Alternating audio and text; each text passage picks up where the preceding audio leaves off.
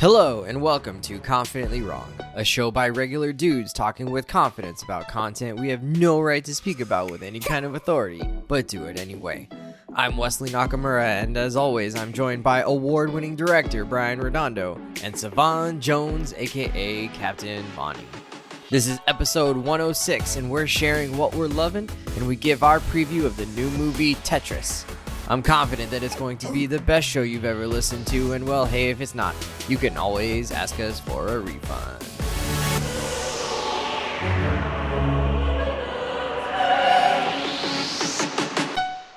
Incredible! Hello, gentlemen. We have the full complement of Confidently Wrongers on the podcast today. We got Savon, we got Brian. It's going to be a good show. Hello, gentlemen. When our powers combine, and we got we Wes, are the most confidently wrong. We got Wes, the most confidently wrong of them all. I woke up this morning The trolling Savon in the group chat, telling him how AD is disrespected and people better be giving him his flowers if they were going to be on the hate train earlier in the year. For the record, you're not trolling me. I don't care. I don't even think I'm invested in the Lakers. I mean, I'm invested in their downfall, but you know, the jury's Well, I still out. am invested in their upfall. You're trolling yourself, Wes, because like everything you're putting out there just becomes famous last words when he falters later. Yeah, He did twist his ankle last night. We're a little worried he might have to sit out some more games coming up here. We'll see. Yeah, it might He just shut him down. claimed last night he's not gonna sit even with his sprained ankle. So we'll see. All right, he might be back for workout summer league camp. He might be back in time for the preseason workouts. Don't curse us. Don't curse us. We need You him. did it to you. He's You so did it to good. yourself. He's so good. All right.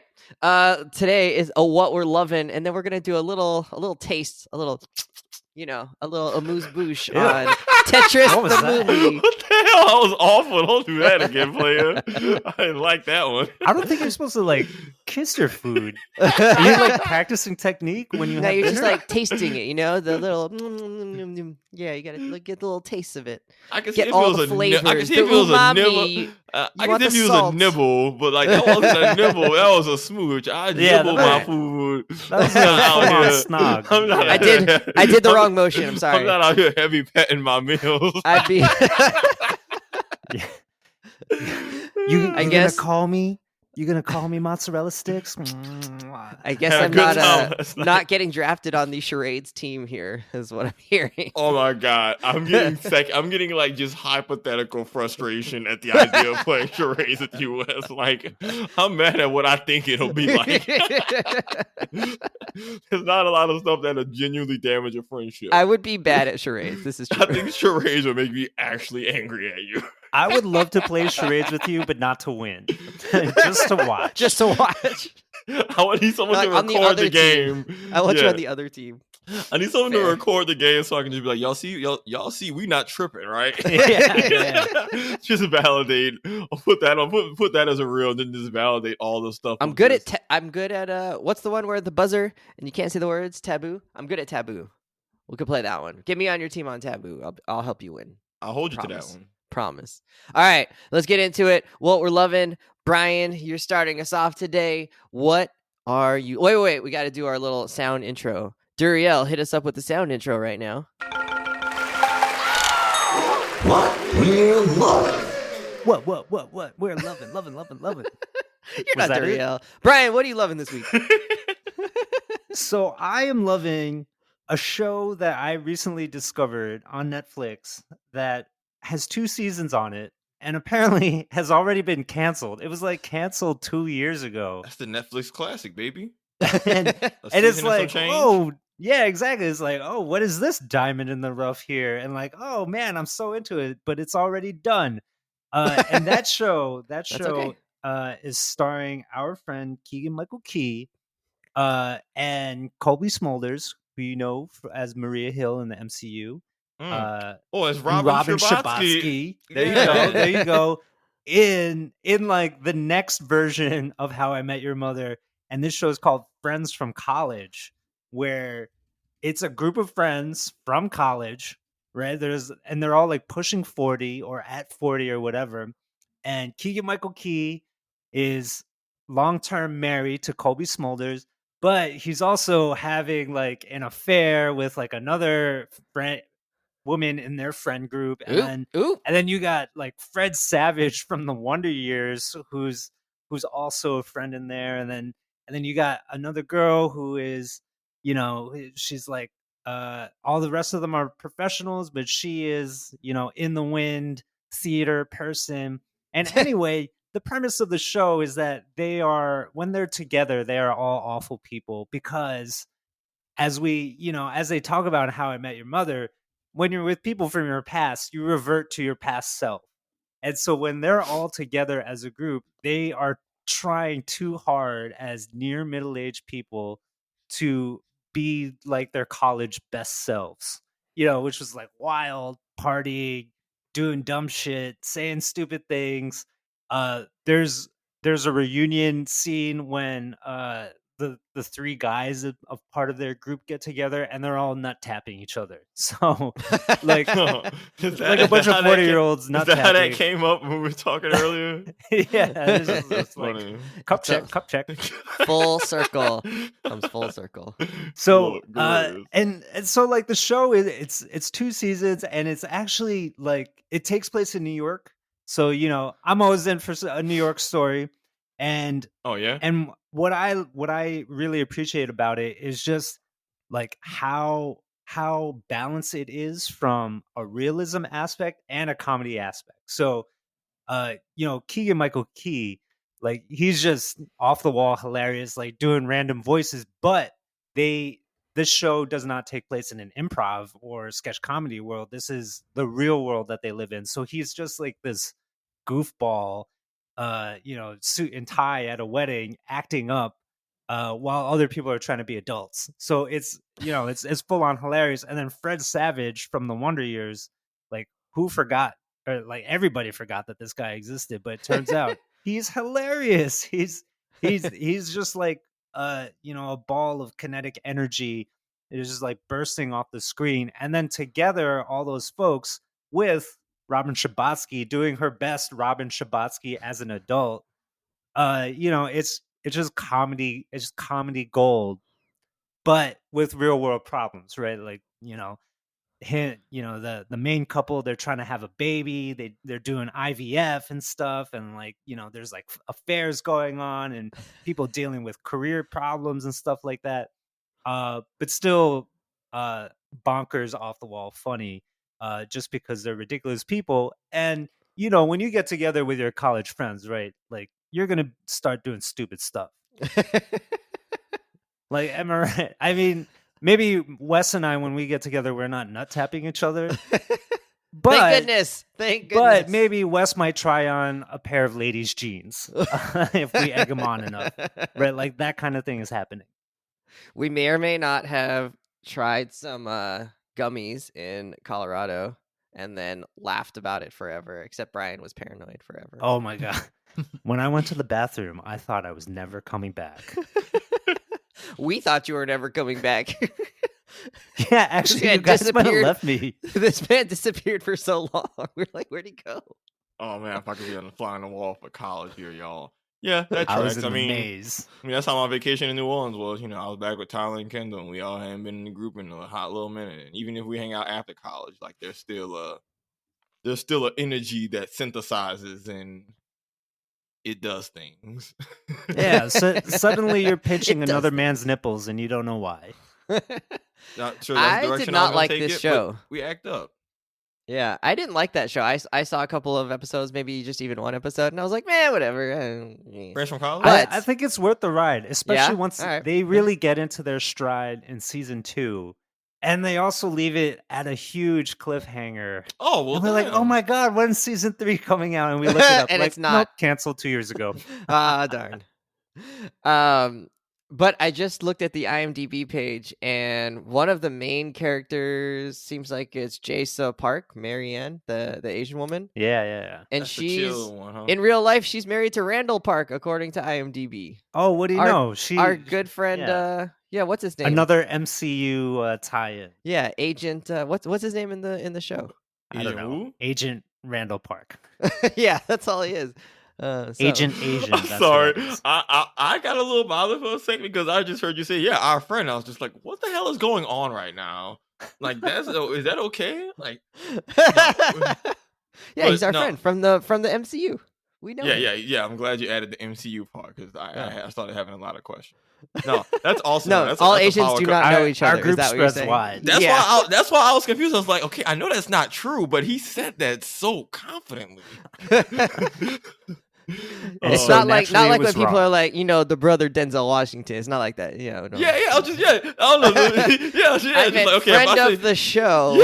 yeah, I'm about to say, like, if I say, okay, yeah, I'm talking to Brother William, you're gonna know at least, okay, that's not his actual sibling. He's just maybe, he just there's a loose sense of kinship there, but not a legal one. Okay, no, this show sounds interesting. I mean, I'm willing to give it the first few episodes a watch. You can't hit me with that Hardcore, whole, not a Savon show. That's No, what you can't I'm gonna you- put money on it. No, you can't hit me with just it hits its stride $5. next season. But if it's, Right. is I'd it like say- a PG-13 like humor, or is it like we get rated R, we drop F-bombs, like this is adult? Oh, they're definitely F-bombs. Yeah. Okay. Yeah. There's plenty of that. And then, and what's funny about the show is that whenever the college group gets together, it's usually around some other life event. So it's like somebody's wedding, somebody's funeral, somebody's bachelor party, somebody just arranging like a random wine tour in Long Island. So these are kind of like life events that happen when you're an adult and everybody's too busy. So they come together for these moments and hilarity ensues. But I would say Savon for you, definitely. I mean, and maybe for everybody, it's kind of a phone show, right? Like, it's hilarious in its moments, but You don't have to watch every detail. Otherwise, Yeah, hey, exactly. sorry, you didn't see that little subtle thing that we threw in there. Oh well, then I guess you're not trying to keep up with what's happening. yeah, no. Do you even want to know what happens? All right, let's move it on. Thanks, Brian, for bringing that to us. Who's the funniest character? Who's the funniest actor in the show? Oh, that's a good question. Oh, that's a tough question. I mean, obviously Keegan-Michael Key is just hilarious, right? Especially lot when of he starts physical doing humor. wild voices and, all over the place. But Fred Savage might be the scene stealer because he's got so much nervous energy on this show. And, Keegan-Michael Key is like, he's just playing himself. But then when you see Fred Savage, you're like, oh, I think I know people like that. Like he's just like a ball of nerves and just starts talking and over talking and like spinning out of control. Just and you're saying, like, just saying I shit. know And just that like, kid. dude. Yeah. So it's a toss up. It's a toss up between the two. Okay, I'll give the first few episodes like a solid thing, and like I'll know early on if I'm laughing, cool, I'm gonna keep watching. If I'm not laughing, I won't keep watching. Like I said, comedies are pretty easy to review. Are you laughing? Cool. If not, I will not be watching this show, Brian. I was not convinced. Was not sold. Maybe, I don't know. Maybe I'll go back and check it out. Skip to the second season. It's fun. All right. yeah, go finish watching Rebels. I do need to watch Rebels. Savon, Rebels a joke. what are you loving? Yeah, so what I'm loving right now is I bought a cookbook recently. So Whoa. Bravo. Was it Yes. Gold Leaf Achievement cookbook? Like, why is unlocked. this a special cookbook? no, it's called Salt, Fat, Acid, and Heat by Salmon Nosrat. I don't know if I'm saying her name. Maybe, I don't know. Is it She has her connected own to that show. Netflix show? Yeah, she got a Netflix show. Yeah, her that person. So so I had dinner with some friends a couple weeks ago, and this friend and some other folks, they were like, it was a game night, playing board games, cooking. And she made something out this cookbook. I'm like, hey, what are you cooking? Wait, first of all, did you win board game night? This is important. Yeah, I know you will win video game night. but Yeah. Do you win does board game Savon win night? board game night? We ended up. Nah, that's an L. He took an L. No. Let me He let me hesitated. He took an No, L. He's like, I had my moments. I didn't lose or win because we spent so much time just like eating the soup and then just talking shit, just casually. Game night just turned you into didn't like finish. just dinner. Game night just turned into dinner. Basically, we never even got into the games. With some boxes next to the table. Yeah, there was no game. Yeah, basically the games. Just That's sat how you there. know that food was hitting then. Bro, that food was so damn good. So I'm like, yo, where'd you get this from? She shows me the recipe, and it was a soup recipe. Cool. I'm like, all right, this book looks lit. I was like, all right, I need to spice up my recipes at home cooking. I can only make the same few rotation of stuff or it gets old. So I bought this cookbook, got it off Amazon, got it like a day or two later. And I like this book a lot. Daddy because Bezos thanks you for your money. he's a means to an end. Yeah, he's a means to Like an end. most dads. Right? Just like, just have hands out for the service, but like not pretend that this isn't anything beyond business. Whoa.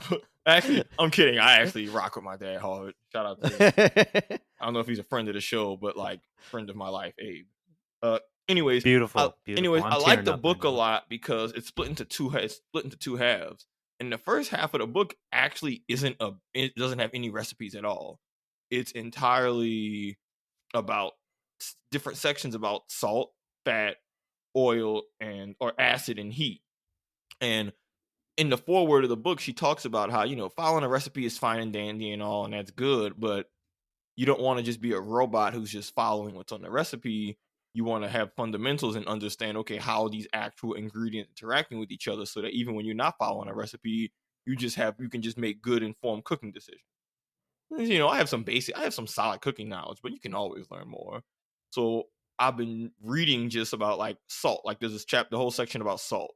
Different types of salt, the pros and cons. What? This is like the perfect Savon chapter 2. All the salt. Give him all the salts. Yeah, I love. Savon has not made a single meal out of this book so far. He's like, no, false. He's just used it to torture his enemies. False. There's Epsom salt. There's rock salt. Oh, I meant the other kind of salt. No, I like both. It tastes delicious. I like the salt of my enemies. Salt takes. Yeah, salt's great.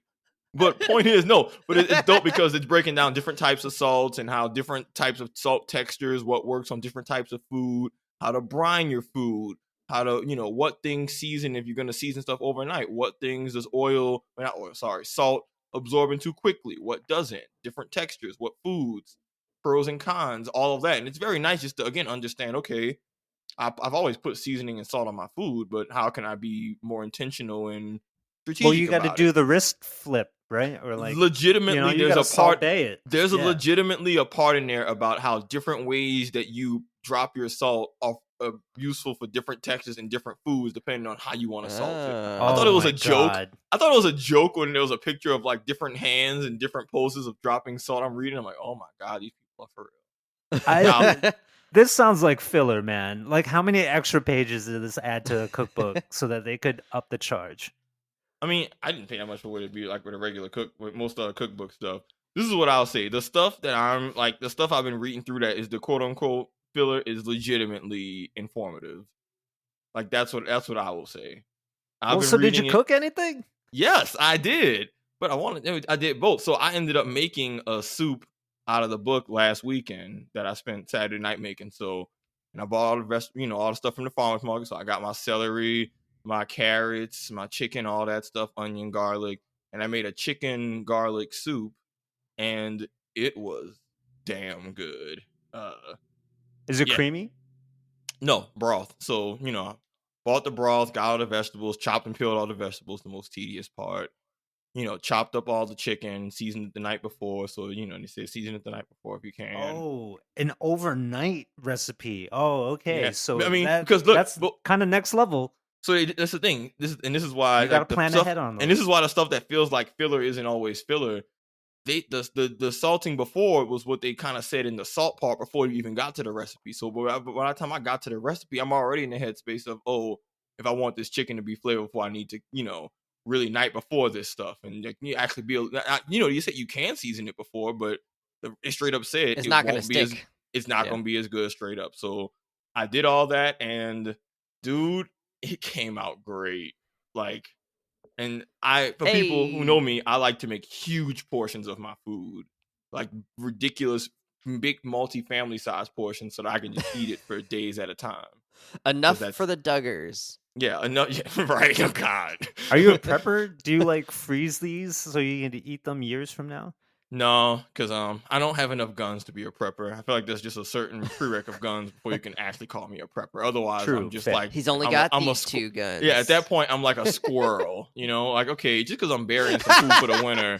Okay, but what about actual protection? Like that's the line between being like a squirrel and like a prepper, right? But the soup came out. I think we should just call all preppers squirrels. I think that's the realization here, right? Oh, he's a squirrel. Yeah, I'm he's a for it. squirrel. Yeah, because then you can say that they're nuts. Yeah, that's great. Let's do this. I like it. But no, soup came out amazing. It lasted me Saturday night, Monday, Tuesday, Wednesday.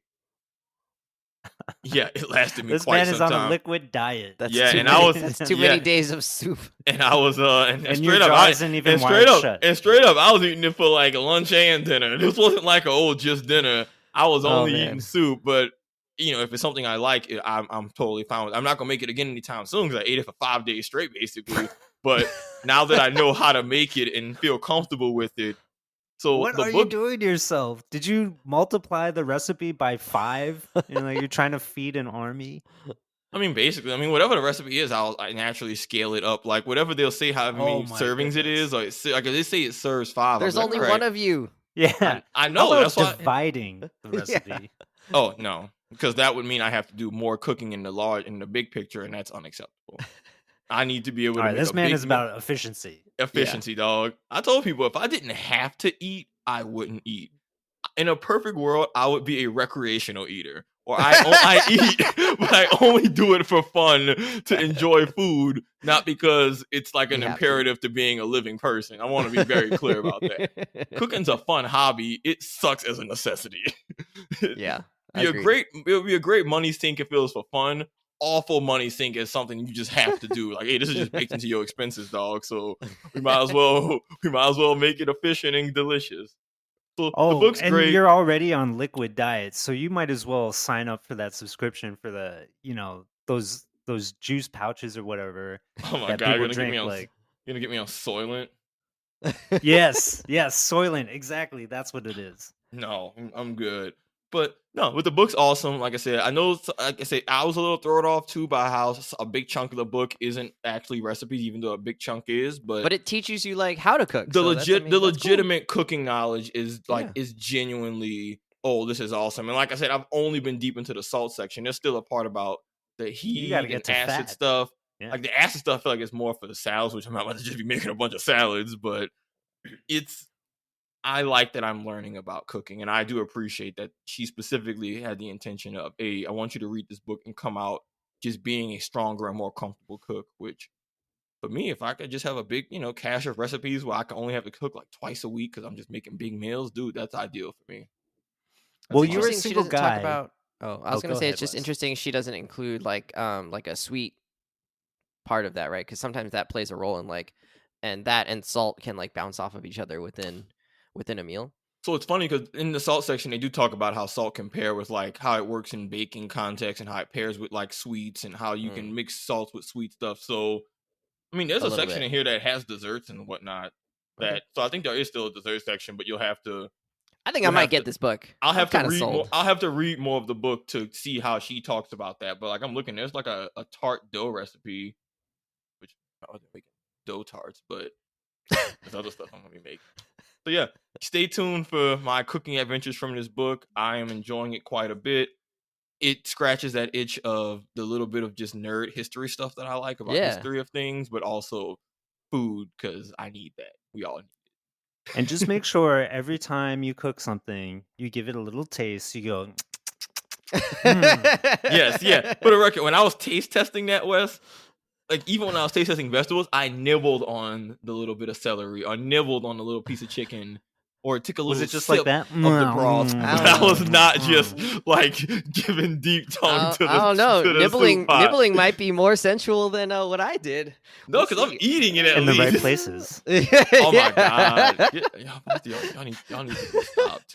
But the best part though is after I made that soup stuff, the pot I had in my kitchen actually was like barely big enough because the recipe ended up making like 6 quarts or something like that. I'm like, okay, well I Oh want to be my able to. god!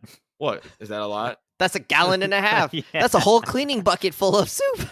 Oh yeah, so I ended up You going gotta to start Marshall. selling that So stuff. now that I've turned into like my mother, I went to Marshall's and Got a bigger and- stock pot. Yes. I was just like, hey, yo, man, I need a big pot. If I'm gonna be in here whipping it up, I can't just be having my stuff like, ooh, at the brim. Like, I felt like I thought I was at a Buffalo Wild Wings with a beer. My stuff was about to spill over. It was barely containing it. I'm like, yeah, I got a bigger pot. So you're gonna start stirring with like a rowboat paddle. Like that's where you're headed. Oh, you get one of those crawfish paddles. Look, and I will say, I can't pretend that I've changed. I won't pretend that I wasn't like, in my bathrobe getting jiggy with it too, just stirring the pot, getting it in. Like it was a scene. Never change. Yeah, I'm actually gonna make some soup tonight, so some potatoes. Are there any non-soup recipes? Because I'm actually not a big soup fan. There's plenty of non-soup recipes. Okay. I'm gonna get this book. He's just still on chapter 1. I'm a soup eating MF. Me and Jen are going to read chapter this book. 1. I just went and pulled up recipes. Just chicken garlic sounded appealing. You don't have to. You know read what sounds all the cool other about? Stuff. Oh, I was gonna say what sounds cool about this book is like we watch all those cooking shows like Chopped and Great British Bake Off and stuff, and they always talk about stuff like, oh, it just need a little more like acid or blah blah. And we don't know why. We're just like, oh, okay, I guess you're just supposed to have like a mix of things. But now if we read this book, maybe we'll know why those things are supposed to happen. If you're one of those people legitimately understanding the science is nice. Like they legit talked about, hey, no, this is diffusion. This is what's happening with the salt in your food, so you can understand exactly the process. And they have visuals. For me, I'm a visual learner. I know this sounds silly, but like you work in pedagogy, Wes. You know what I'm saying? Like, you work in education. Yeah. You get it, bro. Like visual representations will help you understand concepts that otherwise, even we as adults, a lot of stuff we don't realize. We're going through the motions half the time. We're doing correct things, but we don't understand the why. Yeah, 100%. I mean, visuals definitely help. Did you know that there's a big contingent of education that is like, there's no such thing as like a visual learner or an auditory learner or whatever. It's just like whatever is best for that particular thing, which is like kind of an interesting thought too, that we were trained on this idea of like visual learners, and then there's like a whole bunch of research that's like, everybody's kind of like all of the things. Well, it just depends on what the context is. Well, in general, that makes sense too. In general, we like to label and put things into categories. But even when you do like Myers-Briggs, leadership compass, all that stuff, when it's all said and done, it is a spectrum, not a binary. There's always shades of gray. Don't just try to box yourself into thinking this is all I am and what works for me. I hard agree, Wes. And that concludes our education panel discussion. Yeah. We shall move on into educational institution leadership next. All right, we're going to take a 5-minute brain break. People, if you need to have any bio business, also handle, and we're reconvening the view. See y'all soon. Namaste. Me and Wes go get coffee. We just bullshitting by the table. Hey, man, what you thought? Man, I thought it was cool. I love that was a legit episode on Abbott Elementary, by the way. They went to like an education conference. But nice. All right, can I do my what we're loving? Please go. What are you loving? All right. So first of all, shout out to my sister. Yesterday was her birthday, so happy birthday to Alexis. Friend of the show. It's her. She likes to call it her birthday month. So March, she one of them birthday month people. Yeah. Oh my god. She loves celebrating her birthday. She wants everybody else to celebrate her birthday too. So shout out to Alexis for having she's 30-something, 32, I think now. And it's 30. That boy said 30 does that something. age out? So you gotta age out of the. Yeah. I don't know. And then she wants to and this year is her wedding year too. She's getting married this summer. So shout out to her. It's a big year for Alexis, and we wish you all the best. Number one fan, just because she was there first. That's all. And because she bought us, she bought my family sweaters. You gotta hit it with my favorite sister. She is my favorite sister. One of one. She is my only sister, but hey, she's still favorite. Yeah. So this gets me to my what we're loving is we had kind of a free day yesterday at work. So I brought my PlayStation, and I happened to have downloaded or claimed a copy of Overcooked as one of the free games a while back. And so I downloaded it onto the computer. I figured make it good, or onto the PlayStation. I figured to make it good. A fun game. The kids wanted to play FIFA. They wanted to play 2K, but I got a couple of kids into playing who weren't into those games. Because you got to be good at those games to really play against other kids who are good. So I got a couple of kids to play Overcooked, and it reminded me how fun this game is. I haven't played it in a couple of years, and for those of you who don't know, Overcooked is just this cooperative game where you're on basically you're on like a board game board. That has a couple of obstacles, and it has a couple of features, and you're on this team, and it could be, I think, between 2 and 4 players, You might even be able to do it by yourself, but that's no fun. 2 to 4 players, and you have to cook a meal and serve a meal in like a restaurant by gathering ingredients.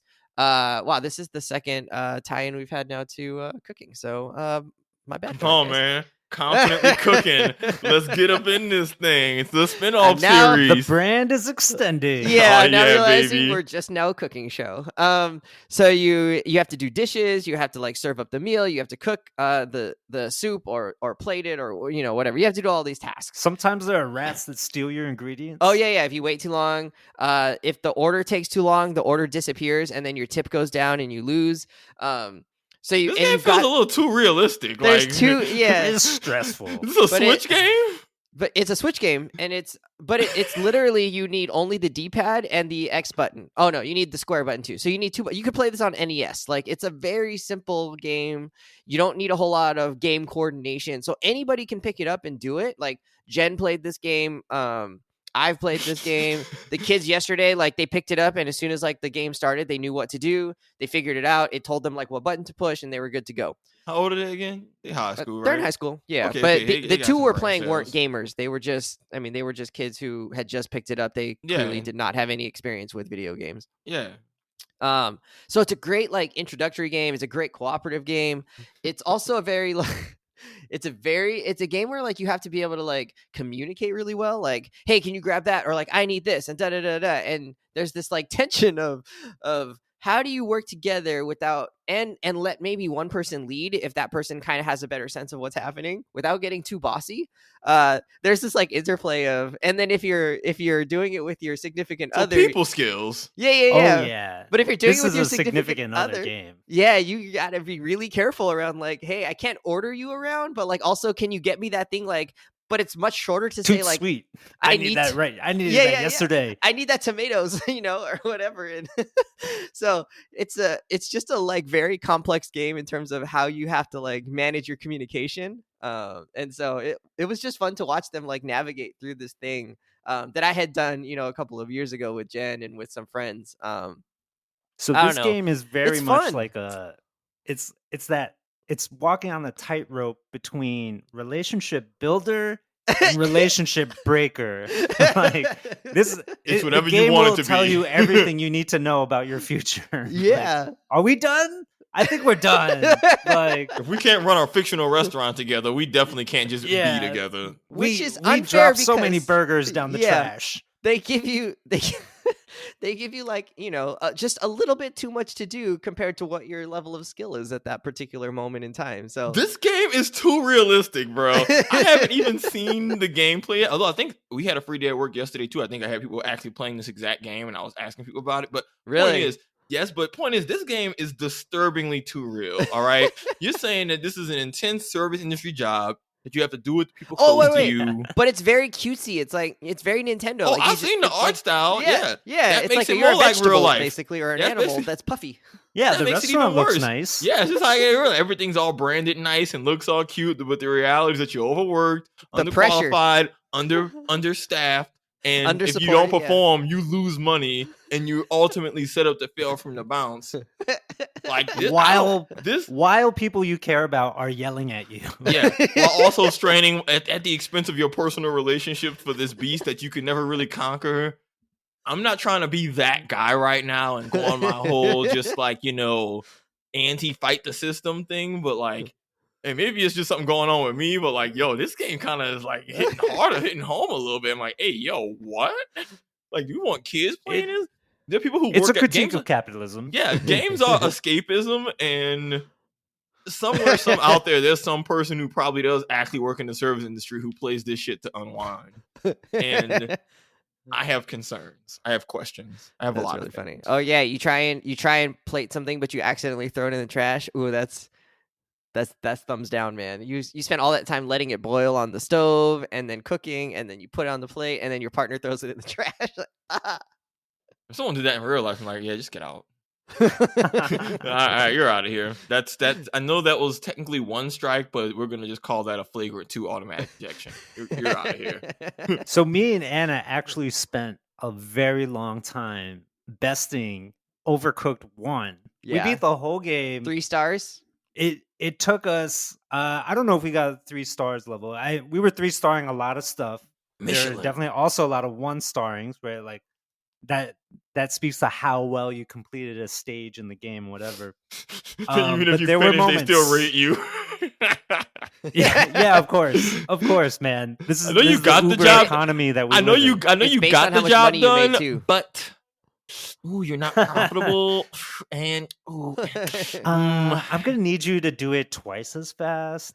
So me and Anna, closing we road. beat the game, but many times was our relationship tested. Who Just was the Who was more the problem? impatient one? Who was the Yeah. problem? Soothing, anger. Of course it was her. It was entirely her. Like, what was she doing? It was just, Brian, like, I've never wasting done time anything over wrong there. for Tanja. Like, what? And she's just silently playing while I'm doing all the yelling. Like, what kind of balance is that?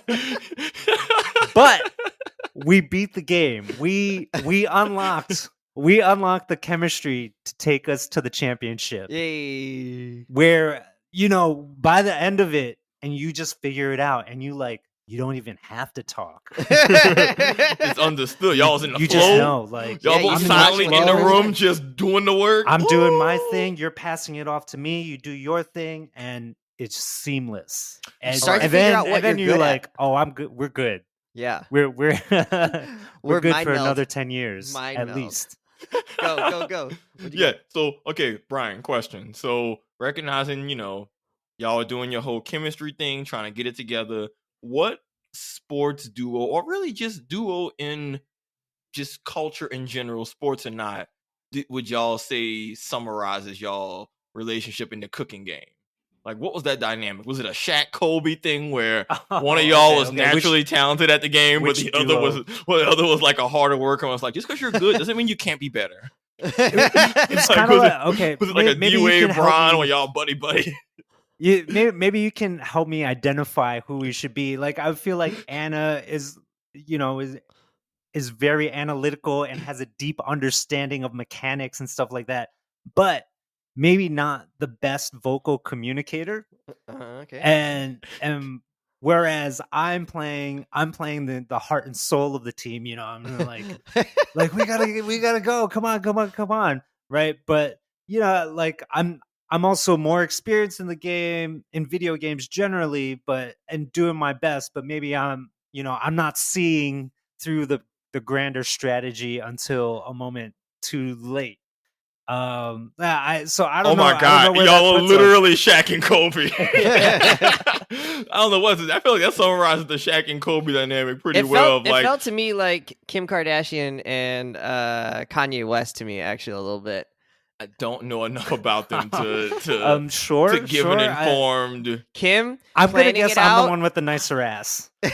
Kim planning it out, making sure that she puts all her ducks in a row. Everything is calculated. And, Kanye out here just vibing, just experience, putting out some hits and, just going with the flow.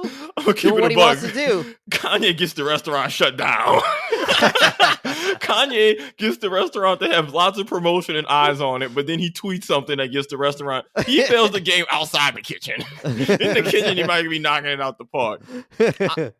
Brian, to me, this feels like a Shaq Kobe dynamic. To me, you're coming off as Shaq as like you're the experienced one. You've been around the block. You've been doing this. Some of that probably leads to just like hey, I've been doing this, so I'm gonna be. And a he little believes more he'll chill. do it. He'll make it when it counts. He believes he'll make it when it counts. Yeah, and it's just one of those like, hey, like Shaq is just Shaq. He's gonna get buckets no matter what. Brian's a gamer. He plays games. I'm not about to just get rolled over like I don't know what's going on at all. I don't have to learn how to move left and right and moving around and whatnot. Yeah. And then But Kobe's got the basketball IQ, maybe Mhm. not the And- greatest communicator. Yeah, it's like, all right, she's coming in. Mm. She's and then you know what? Let's say maybe this is like younger Kobe at this stage, right? New blood to the game. Maybe not as intense an experience as you are in the Shaq era because where he's coming from, but hard worker, good energy, people like him. But yeah, it's like, yo, when you say vocal communicator, do you mean in terms of not doing it or not doing it effectively? Because that's two different things. Is it they not saying nothing and it gets quiet when things start effing up in the kitchen, or is it no, things start getting loud and they start saying how they feel? Well, I like to put it out there, and I think that is very effective.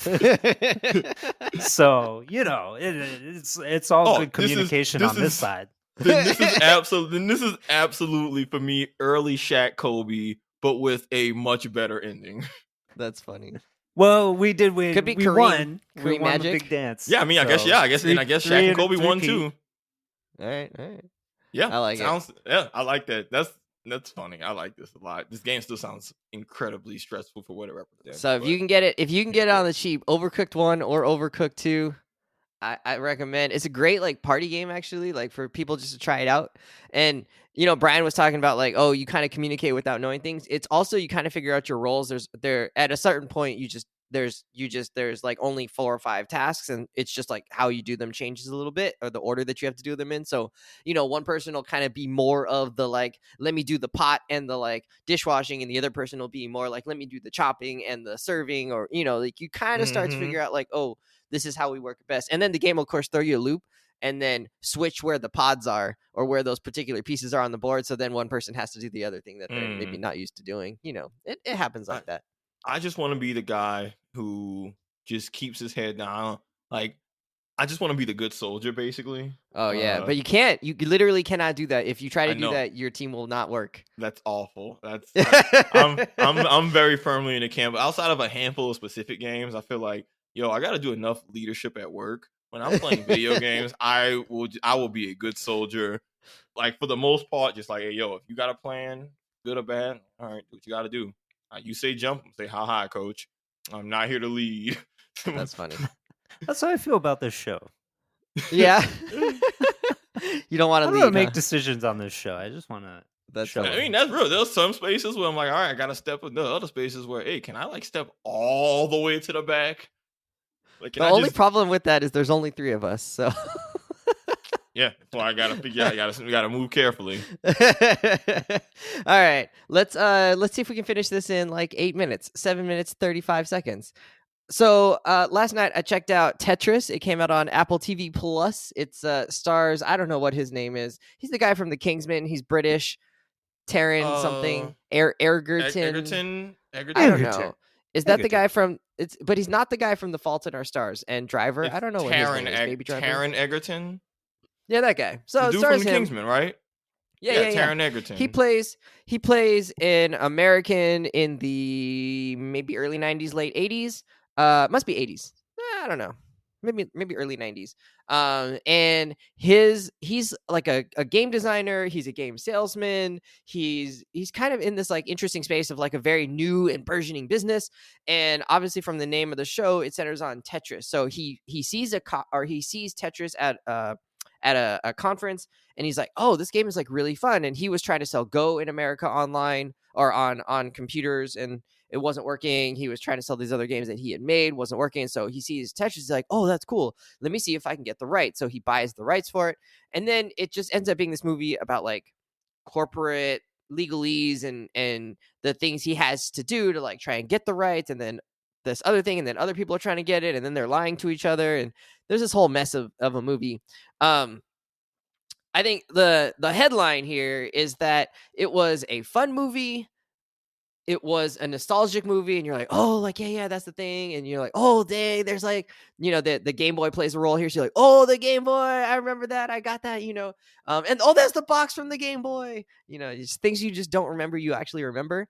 And I think the movie, it falls short. It's like it's not quite what I wanted it to be. But really, it was pretty interesting. And the guy who plays, or the main character, Taron Egerton's character, he's actually interesting. They keep mentioning that he's like from Holland, like he was born in Holland or something, or he has Dutch ancestry, and then he grew up in America, but then he like went to college in Hawaii, and then he met his wife there, I think, and then she's from Japan, so they live actually in Japan during all of this.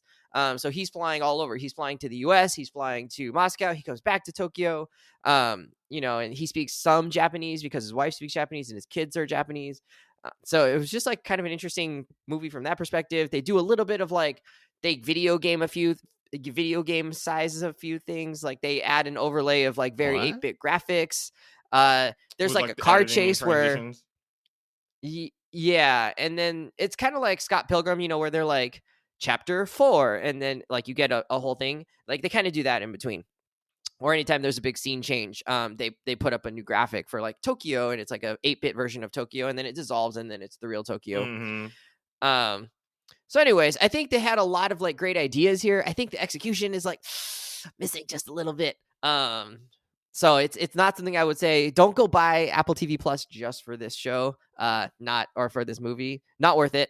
But if you have Apple TV Plus, I think it's something to throw on. I think especially if you grew up playing Tetris or you like that and you kind of want to know the story about like it actually wasn't just a given. It's not like today where it's like, oh, okay, a studio makes it and then they publish it and they send it to the developers and or not the developers, the people who make it and sell it in the games, the retailers, and then boom, that's it, and they make profit. There was actually a really complicated history for how Tetris came to be and how Tetris came to actually be distributed, and there were many points at which it would have not actually happened the way it did.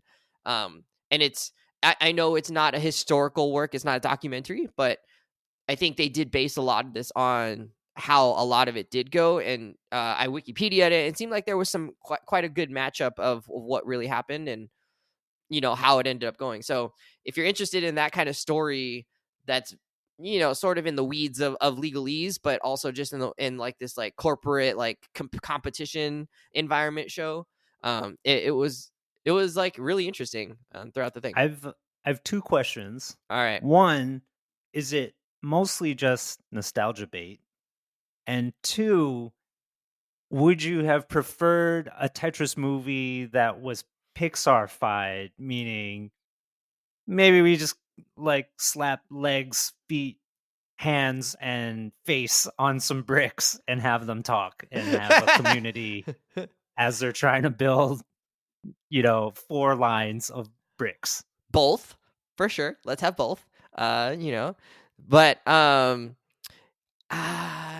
yeah, I certainly think that I enjoyed this movie more because of my familiarity with Tetris and Game Boy. So I do think there's some nostalgia factor there that goes in. The story itself, though, and the way they crafted it does stand up in terms of like you're trying to piece together what's going to happen, like how is it actually going to come together, because you sort of know it probably works out, right? Because we ended up getting Tetris, in everywhere basically. But like what were the sort of like maneuverings that had to go on? I think it just there was a few things that just seemed like it wasn't like quite put together well enough to really like be a really cohesive movie. Not that it doesn't not make sense. Like the movie makes sense. It's good. It, all of that. It's just like there's a couple of people who are kind of like the villains of the show, but then it like ends up being like they're also other villains that like they're like competing with, and so there's this kind of like there's a quadruplex of people involved, or a pentagon of people involved, and they all have slightly different motivations and loyalties. So it was interesting, and it's sort of like a weird critique, not a weird, it's an interesting like critique of capitalism versus communism. And in some ways you're like, oh yeah, the communists have it right, and then you like the Soviet communists have it right in some ways, and then you're kind of like, ooh no, the Soviet communists have it like wrong, and like also the capitalists have it wrong. So like then it's like, oh, just everybody has it wrong. But by the end of the movie you're like, oh, it worked out, happy ending for like the guy. So like there's kind of a mismatch of like they didn't quite get their themes really planned out ahead of time. Sounds like they're trying to do a little too much they with did Tetris. They did do a little too much. But if you just pay attention really to without the themes part, like you just pay attention to the story, it's pretty engaging. And I didn't know any of it, so like afterwards I wanted to go on Wikipedia and like look up like who's this guy, who's that guy, like, oh, I didn't know this was the creator of Tetris. They give it away pretty early, so that's not a spoiler. The creator of Tetris was like this Russian dude who he was literally just like interested in making games. He made it and then he kind of showed it to some coworkers, and they kind of helped him, soup it up a little bit, and that was it. And he just like he wasn't trying to make money off it. That wasn't his job. And then he distributed it to other people, and they started playing it a lot. But he wasn't able to negotiate any of the rights because he did it on like government time and on a government machine, and so it basically belongs. And he's in a communist country, so his work just belongs to his the state, and so the state gets to negotiate the rights here. It wasn't like it belonged to Namco or Bandai or Konami Damn or communism. something. Yeah, so he gets no money. Like he literally gets no money from the game because he lives in a communist country where you don't own what you make. Although apparently he got the rights later. Later, yeah. So this is not in the movie, but yeah, he ends up working, but not the rights to the game. He gets the rights to like the name. So like merchandise kind of stuff or something like that. That's how I understood it. As long as the fundamental gameplay ain't gonna change. As long as he get some bread. When you Google Tetris or look it up, they're gonna say he made it. So yeah, but some bread. But like Nintendo makes a vast majority of the money. Oh yeah, basically, So, but yeah, I mean, so all that kind of stuff is just like cool. Like, oh, I didn't know any of the history of this game that's ubiquitous, and basically dominated our childhood understanding of what video games were. So, that part was cool, and I think other people would be interested in that part of it, as and hey, who's going to sit through a documentary on Tetris versus who's going to sit through a feature film on it? Tetris, like way more people. I'd rather watch a documentary, but oh my god, I'm gonna keep it a buck with you. More Wes. People, you're not everyday people. I know. Look, I'm gonna keep it a buck with you. I was a little disappointed when I just learned this is a historical biopic and not like a Pixar Tetris. I thought people was gonna be. You want the talking bricks? I thought it was gonna be like Wreck-It Ralph or something. They in the arcade machine. The blocks is coming. The character's gotta run back into the back and forth and not get crushed. But then the smart one gotta say, Russian hats. "Wait, we can move the blocks. Wait." Boop, boop, boop, boop, boop. That does not sound like that. Sounds like a 20-minute short film. We have to clear the blocks to get out of here. They said that about Wreck-It Ralph too. It was also should have been a 10-minute short film. Oh, we cleared the blocks. All right, we can get out of this trap, out of this Saw Trap video game thing. Prince of Persia. No, we don't need Prince of Persia. Get out of here. All right, so I'm gonna be honest. Be honest with you, pimp. Okay. The premise of the movie is actually like cool. All things that you said you like about this movie, I think are very fair things to like, and I won't hold that against you or anyone. I appreciate your acknowledgement. This is what I'm also about to say. Was it a little? No. Did you see the back of the hand on that? A little bit there. No, sorry. I'm so sorry. No. Okay, no, I'm about to say something like rude after this. That was not meant to be backhanded. That's legitimately. Give us the rude. No, that is legitimately, Wes. I get why the appealing things of this movie. Yeah. That's not to be backhanded. I'm sorry. Now, what's straight up full-handed is we need to stop making movies that are about the business behind the scene of fun things forward-facing instead of the actual fun thing. This is like that Social Network movie where it's about Facebook, but it's about the drama behind it. Tetris, but not the game. It's about the business and drama behind it. You got this damn We're Michael about to Jordan. get the Air Jordan. We're about to get movie. this Air Jordan nonsense. Every time I see that movie, I have to like pick my eyes up off the theater floor because I roll them so uncontrollably hard every time I just see any of that. They're doing all this Michael Jordan, Air Jordan, all this, and it's just Ben Affleck with that curly hair in the office. I'm like, what the hell is this? This ain't got nothing to do with basketball. I'm expecting to see people hooping or something. It's just a bunch of old dudes doing business stuff behind the scenes. Yeah. You just made it about Michael Jordan, kinda, sorta, to I'm sorry, that is we predatory just needed a marketing movie with the talking shoe. I'd rather some have laces, I'd rather you tie make some other laces. I'd rather you have a movie about the shoe from Like Mike and it's a talking Pixar shoe, Toy Story wise, and that's his adventure after Calvin, than to watch a movie about the suits who just figured out, hey, let's brand the shit out of Air Jordan to sell shoes. I don't want to watch that. Like, you know what? It's not that they're doing a movie about the business stuff that bothers me, Wes. Is that they're doing it behind the business of fun stuff, and that's supposed to be what draws you in. But then they don't actually have the fun stuff that would make that appealing in the first place. It's like if you make a Dungeons and Dragons movie, but it's about the licensing and behind the scenes drama instead of a movie about, Dungeons and Dragons like we getting tomorrow, baby. For me, at least, I'm going to see it tomorrow at the theater. So, all right, you got to report back. Tell us how it is. So I'm sorry, I didn't mean to like hijack your thing on that, but like, no, dude, that, and I feel like even beyond the Tetris thing, the movie sounds really interesting, but like, man, that just I don't want people to feel encouraged to think we need to keep making more movies that are about the behind the scenes of the cool thing you like without the cool thing. There was also that McDonald's behind movie, the scenes, The Founder. I don't know, which is also just like the business that created the hustle megalith. I don't need this corporate propaganda. Damn it. That being said, the movie movie sounds interesting. And like, Tetris is awesome, and I do like Great. Great tone shift. I do like but I do like the international relations part, the actual Soviet stuff. The life, like that stuff is legitimately interesting. It's just it's frustrating that they may have the upped branding. they may have upped the villainism of the Soviets for the movie than actually existed in real life. What an American movie as wants to portray their geopolitical rivals in maybe an unflattering light. Oh man, in the battle of capitalism versus socialism, they're both maybe not perfect, but their socialism's worse. No, in the 80s, no way. No, For sure. but there's some cool stuff. I'll actually give this movie an honest. Wait, I gotta have Apple TV. Apple TV, yeah. TV. Nah, never mind. All right, I'll give you my login. You can check it out. I appreciate you. Okay, one quick question, then we're gonna wrap up because we only got like a few minutes here. The Game Boy plays a role in this movie. It's before the launch of the Game Boy, but they're talking about like. Never mind, I'm not giving away. Okay, the Game Boy has a role in the movie. But what my question is because me and Brian are of a certain era where we were already probably 6, 7, 8 maybe when the Game Boy comes out. But when the original Game Boy comes out, but Savon, what year did the original Game Boy come out again? What year was I think it was maybe 91 90? or something like that. No way. 90. But you grew up in an era where the Game Boy has been out and they're already releasing like the next gen. I don't even know what the next ones were called, like Game Boy Advance or Game Boy 3D or something. Like that's probably more where you start coming into the like, I can play video games age.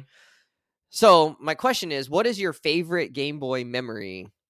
It could be at any time of your life, but preferably when you're a child. Brian, what's your favorite memory? I mean, I don't know if it's a memory per se, but like Experience? the game that I love playing on Game Boy, not Tetris, which I was awful at because there's just way too much stress. And nobody to yell at to diffuse my stress like an Overcooked.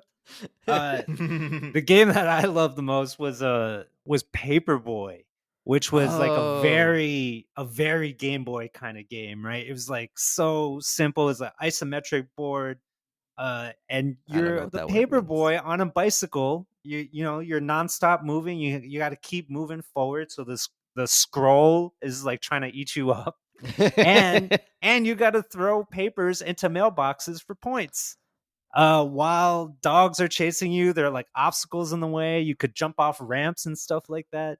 And to me, that was just the ultimate 2D gray and green game on Game Boy.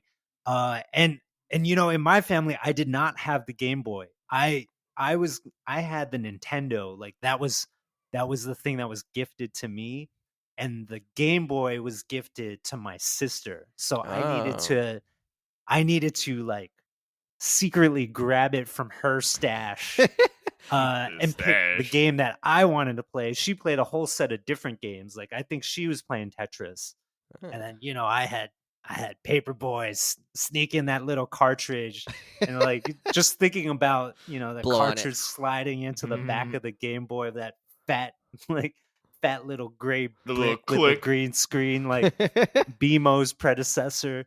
And then firing up Paperboy, and that game was hard. It was a hard game, but it was just so fun because like even the kid Paperboy himself, he had like a backwards cap and stuff. Cool kid, 90s cool kid. Yeah, 90s cool kid and he had like the big satchel full of rolled up newspapers. You could also throw the papers at residents at NPCs. You just smack them in the face. Yeah, and dogs too. That was a key way to neutralize the dog that was chasing you. Just smack them with the newspaper. So I had the right amount of like solid gameplay and age appropriate violence. A+ for me. 89. It released in 89. Yeah. And then I forgot about this. A few years later, they released a Game Boy that was see-through, so you could see the like electronics inside. Yeah, I remember that. I had that one. I think that was a skinnier Game Boy too, right? Oh, was it? Like Game Boy Color? The color? Okay. They have a Game Boy Pocket.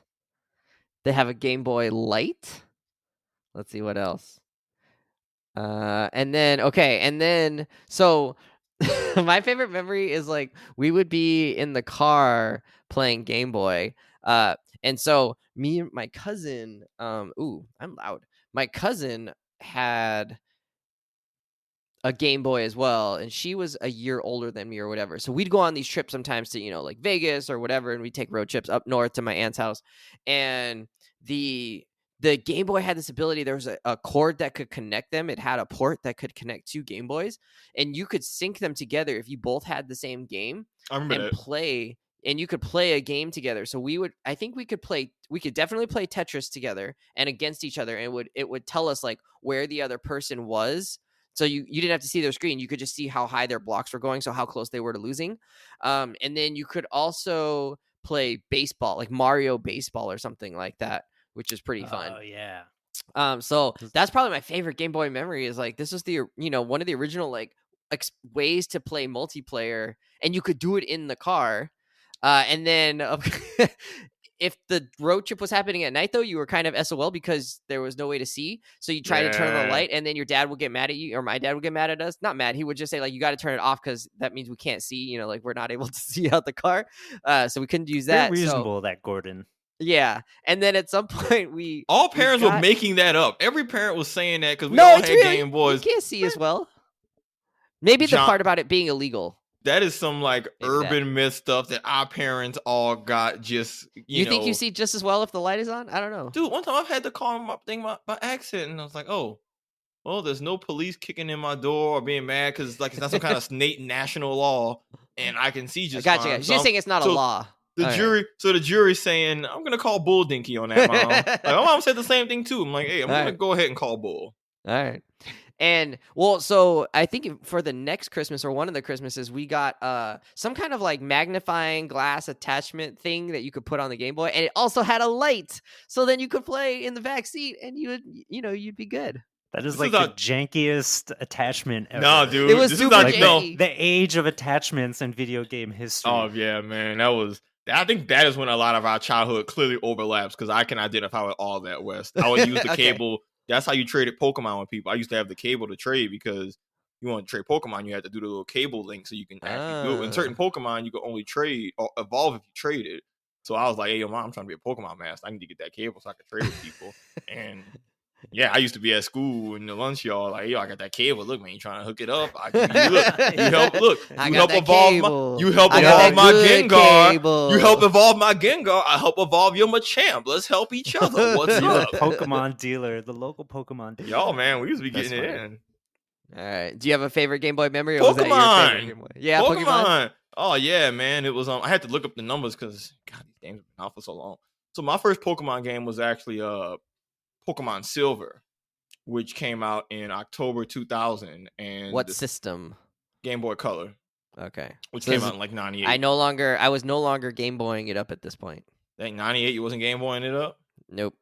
Oof, 98. I think they had Sega Game Gear at some point. Yeah, they did at that during point. This run. But my cousin had that. Sonic was on it. It was so good. Yeah. Oh yeah, Sonic. My cousins had Sonic. I used to be. That's that battery my Sony journey did not started. last though.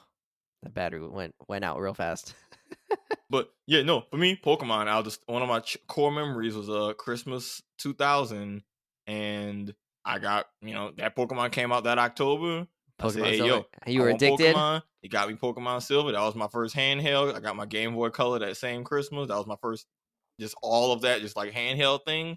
My first Pokemon ever was Totodile, and that game, and it's funny because that was the most popular game on that console. I was one of those people. It was the best selling game. I don't even know what you just said. Totodile? Totodile Pokemon. It's based off a little, it's like an alligator. It's like a little water alligator. And really badass. It bites things. But, man, Pokemon, that brings me Pokemon, that brings me back. Yeah. And you still play Pokemon, right? A little bit?